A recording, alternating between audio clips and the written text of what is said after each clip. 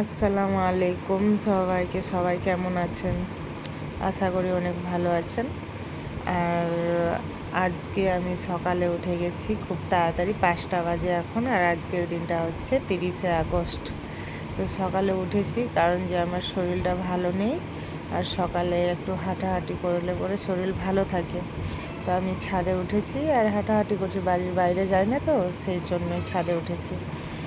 আর ছাদের উপরে আমাদের আছে লঙ্কা গাছ, অ্যালোভেরা গাছ আর পুঁই শাক লাগাইছি, মানে নর্মালি। আর বেগুন গাছ আছে একটা, নর্মালি। পুঁই শাকটা এমনি লাগিয়ে দিয়েছি, আর লঙ্কাগুলো ছাদের উপরে শুকাতে দিয়েছিলাম, তো বিচিগুলো ফেলে দিয়েছিলাম, তো হয়ে গেছে। আর অ্যালোভেরা তো জানোই শরীরের পক্ষে অনেক উপকারী, স্কিনের পক্ষে, বা চুল হোক বা মুখ হোক, সব দিক থেকে উপকারী অ্যালোভেরা। আর এটা আছে সিম গাছ। সকালকার ওয়েদারগুলো এমনিতেই অনেক সুন্দর হয়, দেখো ভিউটা কত সুন্দর। তো আমার শরীরটা ভালো নেই, জানি না কি হয়েছে, আমার রাতে ঘুমই আসে না, একদমই ঘুম আসে না, সেই জন্য শরীরটা অনেক খারাপ।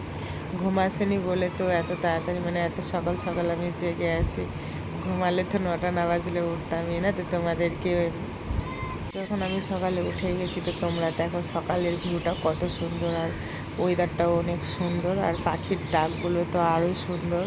কি সুন্দর পাখি ডাকছে কিচিরমিচির করে, এটা সকালেই শোনা যায়, এত সুন্দর লাগে সকালে শুনতে যে মন ভরে যায় একদম। তো সবাইকে গুড মর্নিং অ্যান্ড